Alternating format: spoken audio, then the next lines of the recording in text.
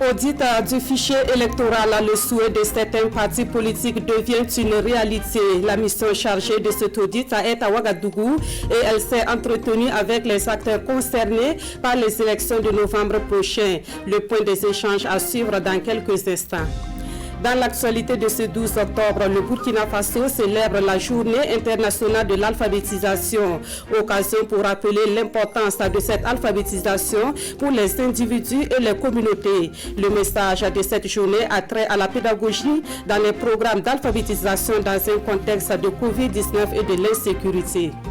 Le même contexte du Covid et de l'insécurité amène également le monde du cinéma et de l'audiovisuel à revoir la stratégie d'organisation du prochain FESPACO. Les acteurs concernés par l'organisation de la 27e édition du FESPACO sont à la recherche d'un format qui tienne compte des réalités du moment. Vous les entendrez dans quelques minutes. Mesdames, Messieurs, bonsoir. Merci de nous suivre. Cela dit, l'audit international et indépendant du fichier électoral aura lieu au Burkina Faso comme l'ont voulu certains acteurs politiques. L'équipe commise à la tâche est déjà sur place. Ce 12 octobre, elle a eu une prise de contact avec la CENI et la classe politique burkinabé. Le compte rendu de Urbain Benito Somé et Sekou Zongo. Audit international et indépendant du fichier électoral, les experts internationaux de l'opération sont là. Et avant le début de leur travail, cette rencontre qui réunit opposition, majorité et la CENI est l'occasion d'échanges et de partage d'informations. Le mot d'ordre, c'est la transparence sur toute la ligne. Nous sommes à une étape importante de notre processus électoral et c'est également une étape importante qui fait qu'il y a une relation de confiance qui va s'établir entre la classe politique, entre le gouvernement et les populations qui vont participer au vote, afin que nous ayons donc des élections transparentes, équitables et apaisées. Un fichier électoral accepté par toutes les parties, c'est la lourde mission confiée aux experts internationaux. Opposition comme majorité, tous saluent déjà la réalisation de l'audit. C'est bien entendu une satisfaction pour l'ensemble du dialogue politique que cette question très importante du fichier électoral-là, notamment dans sa dimension d'audit-là, puisse enfin trouver une solution grâce à l'implication de nos partenaires au développement. Il faut se féliciter de l'existence du dialogue politique dans notre pays et saluer les initiatives prises aussi bien par l'opposition politique que par la majorité, d'aller vers l'essentiel du compromis qui consiste aussi bien en amont qu'en aval à travailler pour des élections apaisées, des élections acceptées par tous les acteurs. La mission internationale est composée d'experts venus de l'Union européenne, de l'Union africaine et l'Organisation internationale de la francophonie.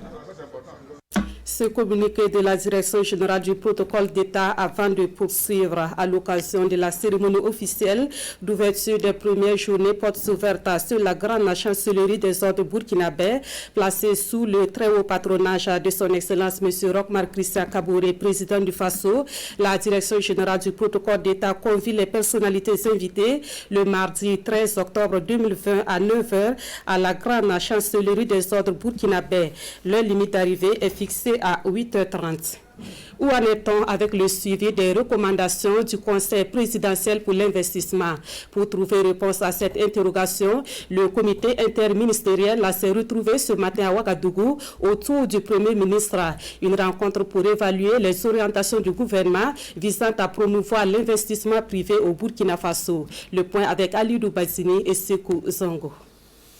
Les structures de suivi des recommandations du Conseil présidentiel pour l'investissement évaluent les actions des départements ministériels concernés par la stimulation de l'investissement et de la croissance économique au Burkina.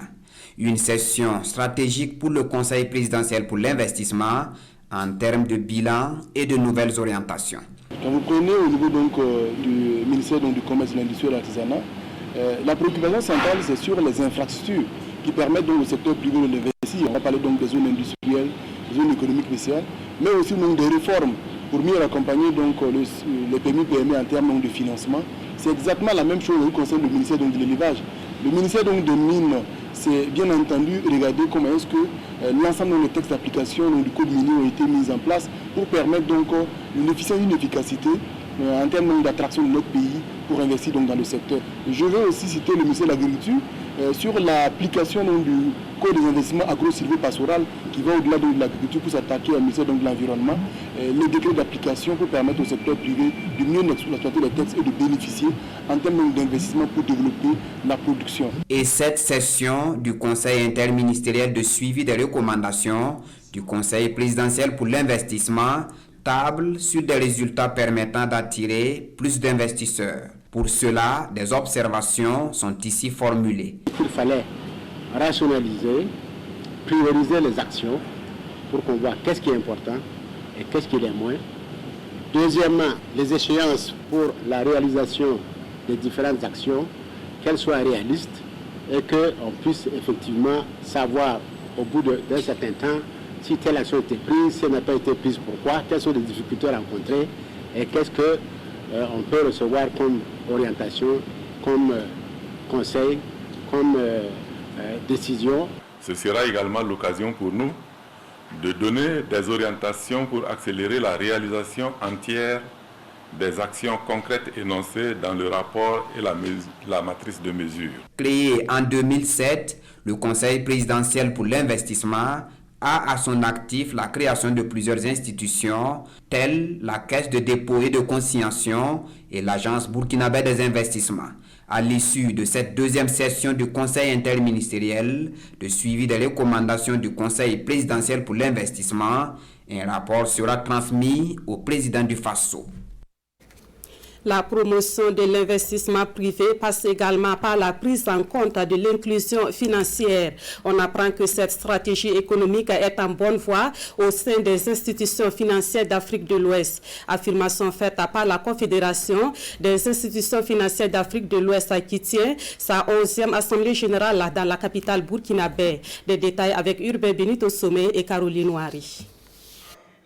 11 milliards et 767 millions de francs CFA, soit une hausse de 28,99% par rapport à l'exercice de 2018, de quoi arracher les félicitations du président du conseil d'administration à l'ensemble des membres du réseau des institutions financières d'Afrique de l'Ouest.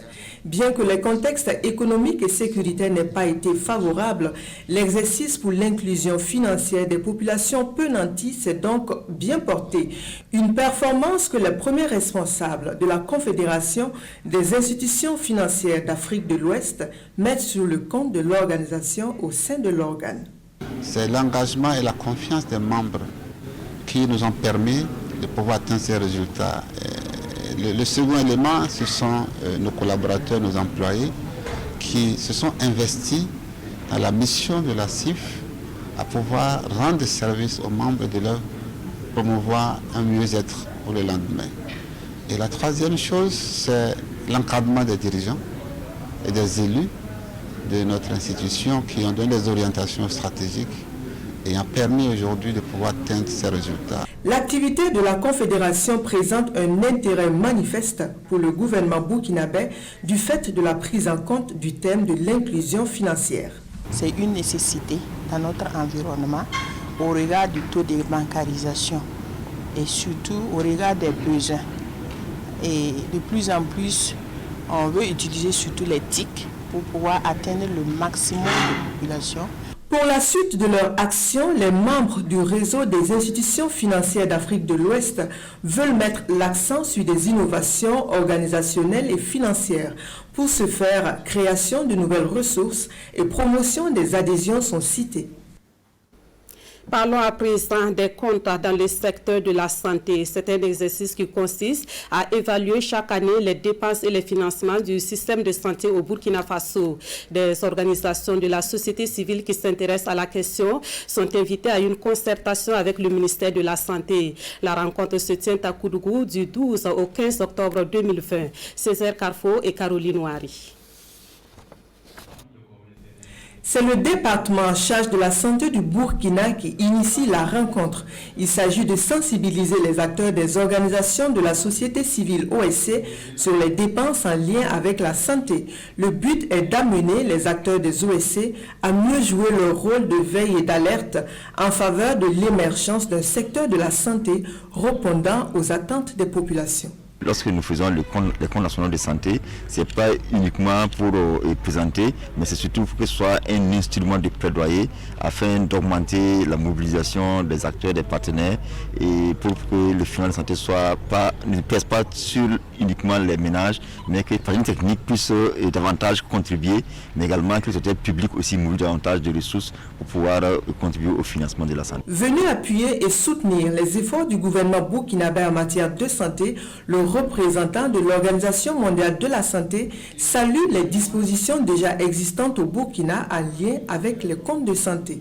Le Burkina a une production régulière des comptes depuis plus d'une décennie. Nous avons tout de même des zones toujours d'amélioration dans ces comptes. Et c'est pour cette raison que lorsque nous avons fait une première analyse, nous avons trouvé que le premier point sur lequel on pouvait s'appesantir, c'est l'appui des programmes. Du fait de la mise en œuvre de la mesure de la gratuité des soins pour les enfants de moins de 5 ans et les femmes enceintes, les dépenses courantes de santé ont connu une augmentation de 9,6% en 2017, passant de 452,7 milliards de francs CFA à 496,1 milliards de francs CFA. Par cette rencontre avec les acteurs des OSC, le département en charge de la santé souhaite aussi susciter un intérêt sur les tendances de la dépense en santé. Autre titre de ce 20h, c'est aujourd'hui 12 octobre que le Burkina Faso célèbre la journée internationale de l'alphabétisation. Le thème retenu pour cette journée est une question: comment assurer une alphabétisation de qualité en situation d'urgence? Un thème développé à la cérémonie officielle organisée ce matin par le ministère en charge de l'alphabétisation. Nongba Kouda et Mariama Tamboura. L'alphabétisation de son enseignement pendant et après la crise du Covid-19, rôle des acteurs et évolution des pédagogies. C'est sur ce thème que les acteurs de l'éducation nationale et de l'alphabétisation réfléchissent en cette commémoration en différé de la Journée internationale de l'alphabétisation. Une journée qui vient rappeler la nécessité d'intensifier les activités de l'alphabétisation. L'UNESCO nous rappelle que si les pays ont développé des initiatives en utilisant les technologies de l'information et de la communication pour poursuivre les méthodes d'enseignement et d'apprentissage, c'est dans le domaine de l'éducation, de l'enseignement classique. Mais pour ce qui est de l'alphabétisation, très peu d'initiatives ont été développées. Et donc la nécessité ici, c'était de voir comment on peut rendre cette activité d'alphabétisation résiliente face aux crises. Comment assurer donc une alphabétisation de qualité dans cette situation d'urgence? En réponse à cette problématique, des actions sont déjà en marche. Nous avons développé une stratégie de scolarisation des élèves dans les zones à fort défi sécuritaire. Ça prenait en compte la question d'alphabétisation et nous avons adapté, en tenant compte du contexte de crise sanitaire, de fraude sociale et de crise sécuritaire, adapté donc cette stratégie pour adopter donc une stratégie nationale d'éducation en situation d'urgence. Cette journée est une occasion pour le ministre Ouaro de récompenser des acteurs de l'alphabétisation qui se sont distingués dans leur travail. L'actualité au ministère de l'Éducation nationale et de l'alphabétisation, c'est également cette remise de matériel roulant aux forces de défense et de sécurité. Cet élan de solidarité est le résultat d'une collecte de fonds à laquelle a participé toute la chaîne du ministère en charge de l'éducation. Et ce sont plus de 200 motos qui sont remises au FDS dans le but d'améliorer leur mobilité sur le terrain. Nongba Kouda et Mariama Tamboura. Les acteurs de l'éducation apportent leur contribution dans la lutte contre le terrorisme. Les forces de défense et de sécurité reçoivent ici 204 motos pour accroître leur mobilité et leur efficacité sur les différents terrains de combat.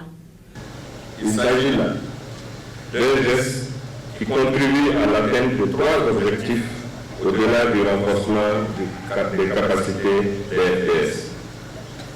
Le premier, c'est le renforcement du lien armée nationale dans la lutte contre le terrorisme. Le deuxième point c'est la participation de la jeunesse scolaire du Burkina Faso à la lutte contre le terrorisme.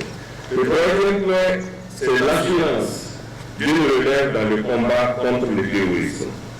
Plus de 2400 écoles ont été fermées durant l'année scolaire 2019-2020 pour cause de l'insécurité et du Covid-19.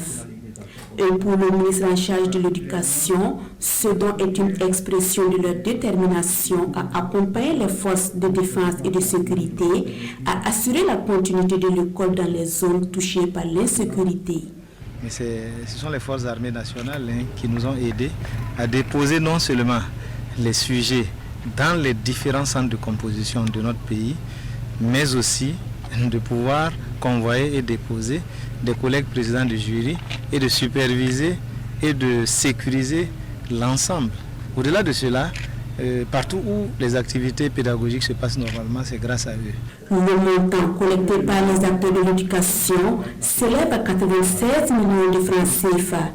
Une collecte faite de manière volontaire par des structures centrales et déconcentrées de l'éducation, les élèves et les partenaires techniques et financiers. Du matériel également pour améliorer les conditions de travail des femmes installées à la carrière de Pissi à Ouagadougou. Il s'agit essentiellement de matériel de protection pour ces nombreuses femmes qui travaillent le granit et qui sont exposées à des risques sanitaires. Le geste est de la députée suisse Isabelle Chevalier, accompagnée ce lundi par le président de l'Assemblée nationale pour la remise, Amadou Ilboudo et Mariama Atamboura. Du matériel de protection composé de lunettes et de bottes remis ici aux femmes dans cette carrière de Pissi. Ce geste est de la députée suisse Isabelle Chevalier qui entend ainsi améliorer les conditions de travail de ces femmes. Quand on voit la souffrance de ces gens ici, on ne peut pas rentrer et dormir sur ses deux oreilles. On rentre et on trouve une solution pour ces femmes. Alors je leur ai dit je ne sais pas quand, mais je sais que je vais revenir et quand je vais revenir avec des solutions. Et c'est là qu'aujourd'hui on a la bonne nouvelle de ces lunettes et de ces bottes. Nous avons reçu beaucoup d'actions de ce genre dans le passé. Le soutien de la députée suisse va nous soulager beaucoup et améliorer notre condition de travail. Une initiative salutaire selon le président de l'Assemblée nationale, en ce sens qu'elle vient renforcer la coopération Suisse-Burkina. Elle est venue avec des lunettes parce que comme elle-même l'a dit, on ne peut pas changer les yeux. Et vous savez qu'en tapant sur la pierre, il y a des petits projectiles qui peuvent endommager la vue. Et donc c'est des lunettes de protection qui ont été apportées au nombre de 200 sur un total de 500 qui est prévu. Et également qu'en cassant, nous avons affaire à des petites pierres qui sont pointues, qui peuvent blesser les pieds, qui peuvent même traverser les chaussures communément appelées tapettes, où il y en a même qui marchent pieds nus. Et donc, elle a pu trouver 1000 bottes pour permettre à ces femmes-là de se chausser, non seulement pour protéger leurs pieds, et les lunettes pour protéger leurs yeux. Donc voilà, comme je dis, c'est une suite logique. La donatrice n'entend pas s'arrêter là. D'autres dons sont attendus d'ici la fin de cette année pour toujours venir en aide aux femmes dans cette carrière. En actualité dans le secteur agricole, nous parlons de l'utilisation des semences améliorées associées aux bonnes pratiques. Cela est une réalité dans plusieurs exploitations agricoles qui présentent une bonne physionomie dans la région des Hauts-Bassins. Des journalistes en ont fait le constat à l'occasion d'une caravane de presse initiée par l'Union nationale des producteurs semenciers du Burkina. Étaient de cette caravane Souleymane Sanou et Issa Kanana. Plaine risicole de Bama dans la région des Hauts-Bassins. Sur ce périmètre de 1260 hectares, il est principalement produit du riz destiné à la consommation. Et dans le cadre de l'initiative présidentielle Produire 1 million de tonnes de riz, il est attendu de cette plaine plus de 10 000 tonnes. Et la région, en tout cas, ambitionne de pouvoir au moins atteindre l'objectif ou dépasser cet objectif-là. Et pour ce faire, nous avons eu beaucoup d'initiatives. On a accompagné les producteurs individuels en labourant leur superficie, en accompagnant en même temps avec de l'engrais, en accompagnant avec de la semence et même en augmentant le dispositif. À côté de celui de consommation, des parcelles élémentaires ont été dégagées pour la production de la semence améliorée et la semence de base. Là, c'est plus d'1 hectare de parcelles aménagées pour la vulgarisation de plusieurs autres variétés de semences de riz. Le sélectionneur en a déjà fini. Maintenant, il veut les mettre au niveau de la vulgarisation. Alors, il ne peut pas automatiquement dire que c'est telle variété que lui, il préfère. Parce qu'avant, c'est les chercheurs qui proposaient. Mais maintenant, on fait pour qu'il y ait une visite de vide commentée au niveau des producteurs. L'expérimentation, voilà ce qui est fait ici sur ce site de production de Nafaso à Bobo Dioulasso. Dans cette exploitation de 3 hectares, Abdoulaye Sawargo expérimente la culture de cette nouvelle variété, le mil hybride. Une semence de base qui s'adapte aux conditions climatiques les moins favorables. Vous voyez ce mil, elle a moins de 2 mois, mais vous voyez que c'est déjà presque, en tout cas c'est en train d'aller vers la maturité. Donc l'avantage de ce mil, c'est que elle est plus rentable parce que notre mil ordinaire, les rendements tournent autour de 500 à 600 kg. Et ce mil, on peut aller à 3 tonnes à l'hectare. Des variétés de semences adaptées au pays sahéliens, selon le directeur de Nafaso, preuve pour lui de la vitalité de la recherche burkinabé en matière de sécurité alimentaire. Dans la région du Nord, le laboratoire national du bâtiment et des travaux publics se rapproche de sa clientèle. Cela se passe à travers une campagne promotionnelle qui cible les promoteurs immobiliers et les opérateurs économiques de la région. Cette campagne se tient jusqu'au 30 novembre prochain, mais à côté, les initiateurs ont organisé un atelier de communication sur les sols et les fondations. Irénée Kaboré, Alidou Alain Savadogo. Les opérateurs économiques et les promoteurs des constructions d'immeubles à l'école de l'étude des sols et des fondations. C'est une campagne de communication pour promouvoir les prestations du Laboratoire national du bâtiment et des travaux publics LNBTP. Pendant cette campagne qui va du 1er octobre au 30 novembre 2020, le coût des études de sol vont passer de 772 000 francs à 250 000 francs. C'est vraiment une campagne pour permettre aux opérateurs économiques de la région de faire des études de sol et fondations. Donc c'est une campagne pour permettre aux labos de se rapprocher vraiment de la clientèle. L'absence d'un guichet du LNBTP au nord et certaines difficultés d'accès aux prestations du laboratoire sont entre autres contraintes. Les promoteurs d'immeubles l'ont souligné à Wayugia. On attendait ça depuis longtemps. Chaque fois nous partons à Ouaga. Et quand on ne nous écoute pas, parce que ceux qui sont à Ouagadou, ils sont tellement puissants que ceux qui ont des chiffres d'affaires de 1 milliard, 2 milliards, par exemple un chiffre d'affaires de 2 milliards. 2 milliards, quand je passe à quelqu'un qui a un chiffre d'affaires de 10 milliards, celui il est beaucoup écouté par rapport à nous. Moi je connais la maison, mais si on a des problèmes, des difficultés, pour qu'ils viennent faire ce travail-là pour nous. Pour répondre aux besoins des promoteurs, le Laboratoire national du bâtiment et des travaux publics promet ouvrir une représentation dans la région du Nord. À Wayugia, la promotion de l'étude des sols et des fondations concerne les rez-de-chaussée RDC, les R+1, R+2 et les R+3. De la musique, il y en aura pendant la campagne électorale qui s'annonce au Burkina Faso. Aux politiciens qui ne le savent pas encore, vous devez payer les droits d'auteur pour les œuvres que vous allez exploiter pendant cette campagne. Et c'est ce qui a été fait à l'avance par le mouvement du peuple pour le progrès qui s'est acquitté de l'obligation ce 12 octobre au bureau burkinabé des droits d'auteur. Nongba Kouda et Vincent Kendrebego. Le MPP au BBDA pour s'acquitter du droit d'auteur pour les œuvres que le parti va devoir exploiter pour les besoins de la campagne électorale. La délégation, conduite par le responsable à la propagande du parti, remet un chèque de 5 millions de francs CFA au directeur général du bureau burkinabé du droit d'auteur. Nous avons des manifestations à faire pour pouvoir montrer notre offre politique. Et ces artistes, bien sûr, ont derrière eux une multitude de créateurs.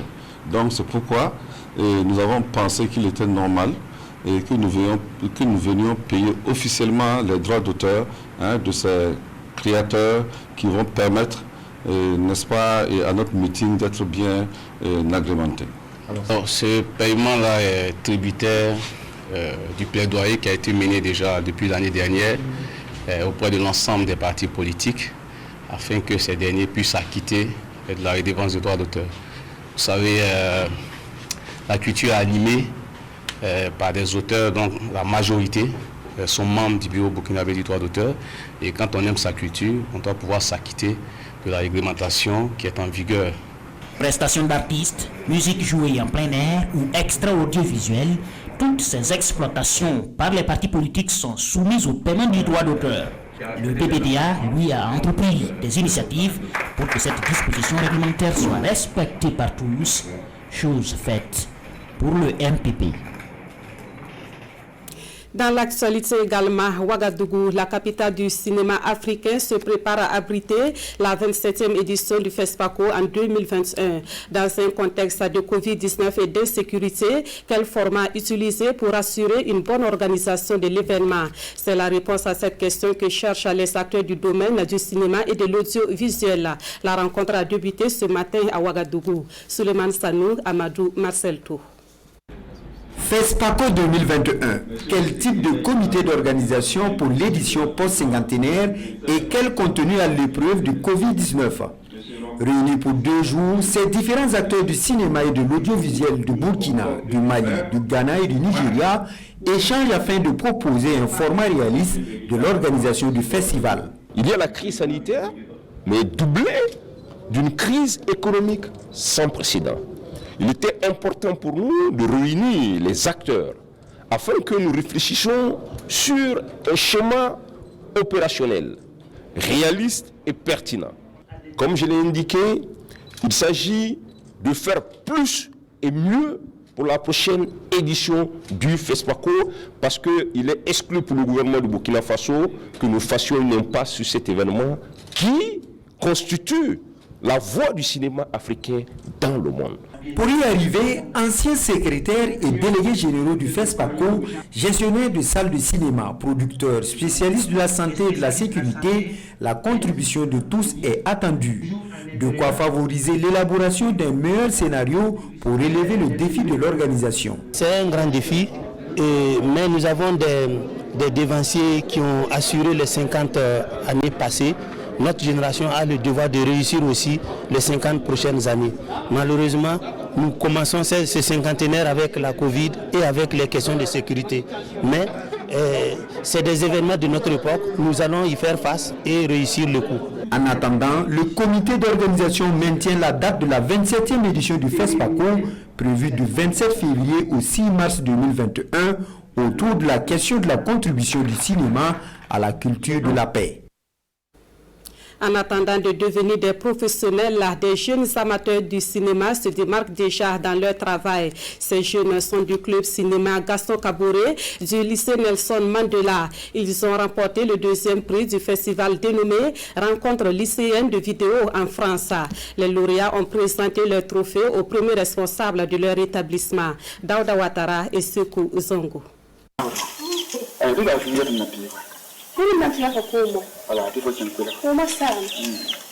Anouane Boko, c'est le titre du court-métrage de 6 minutes qui a valu un trophée au club cinéma Gaston Kaboré du lycée Nelson Mandela de Ouagadougou.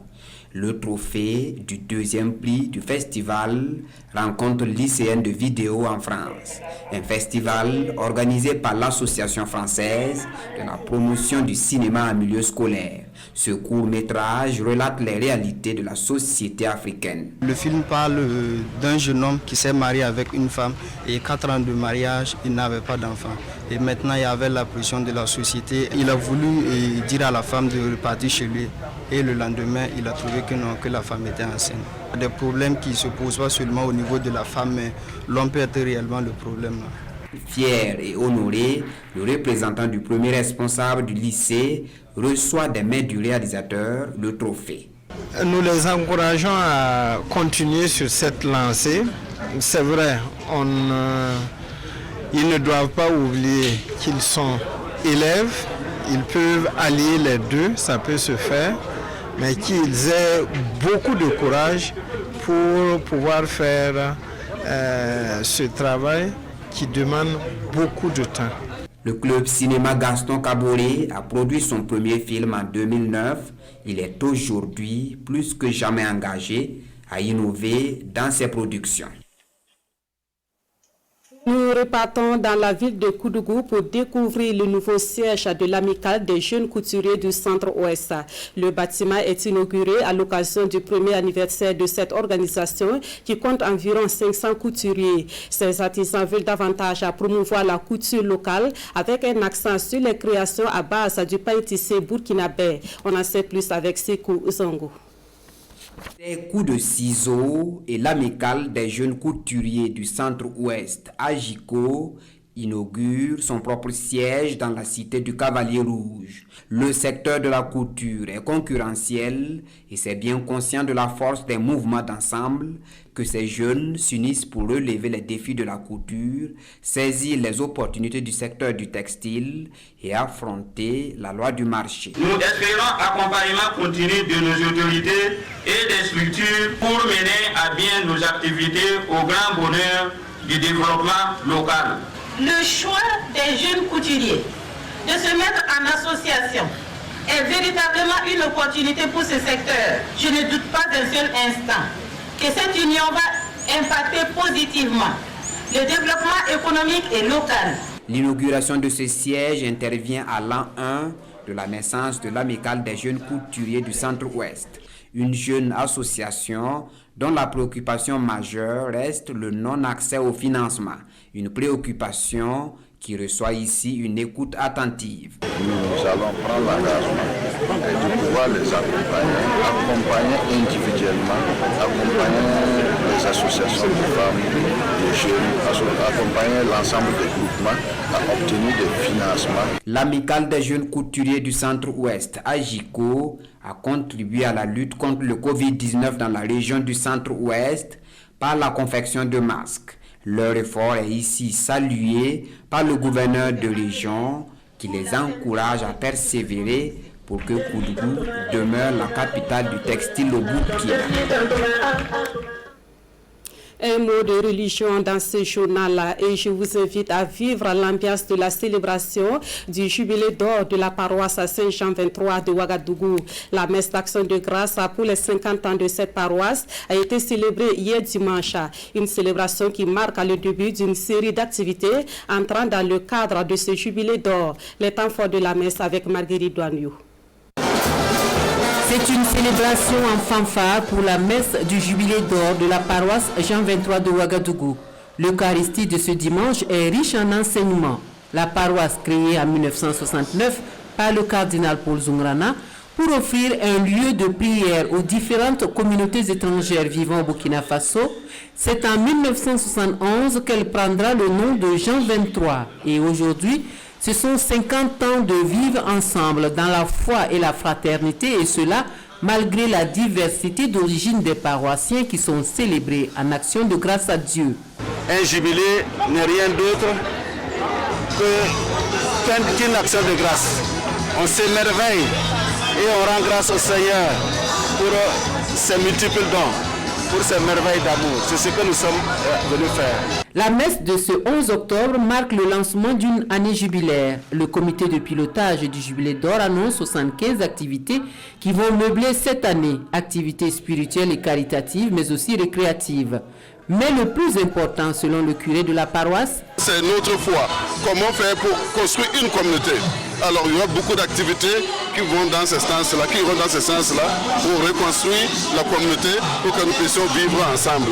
La paroisse Saint-Jean 23 de Ouagadougou, un exemple d'intégration dans la solidarité au regard de l'histoire de sa création et de son évolution, dira le parrain du cinquantenaire. Aussi les paroissiens ressentent-ils une fierté légitime de célébrer ce moment de grâce. Pour ces 50 ans, nous allons encore aller au large, comme on l'a dit pendant l'homélie, pour faire de ce cinquantenaire vraiment un moment de prière, de partage, d'enseignement. La messe d'action de grâce enregistre la présence du nonce apostolique Burkina-Niger, l'archevêque émérite de Ouagadougou, Monseigneur Jean-Marie Untani Compaoré, qui a inauguré la paroisse, les autorités civiles et politiques et les représentants des différentes confessions religieuses. À l'issue de la célébration, une kermesse permet aux fidèles de partager des moments de détente. Et puis cette information en sport, les étalons ont affronté cet après-midi à El Jadida au Maroc les Barrias de Madagascar. Un match remporté par les Burkinabés sur le score de 2-1. Ouverture du score de Bertrand Traoré à la 33e minute et égalisation malgache à la 43e minute. Les Burkinabés ont repris l'avantage à la 66e minute par Éric Traoré. Les temps forts du match avec cet extrait donc de nos envoyés spéciaux Gérard Sommet et Victorien Marié. Et Bertrand Traoré sur ce tir. Ah, quel loupé royal. Quel loupé royal. Et penalty. Penalty. Marco. Et qui marque? Marco en force. Attention. But. Et c'est terminé ici au stade El Abdi d'Al Jidada. Entre les ébus malgaches et les étrangers de Burkina Faso en match amical, 2-1. Et pour les étalons, Bertrand Traoré avait ouvert le score.